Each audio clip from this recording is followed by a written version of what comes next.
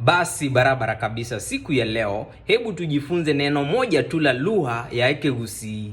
Ekenyaminyonge. Ekenyaminyonge. Ekenyaminyonge ni nini?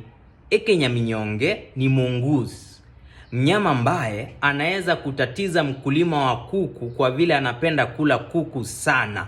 Ekenyaminyonge, mongoose. Bono na buranyoro mugaka ukuuma ne kabireye.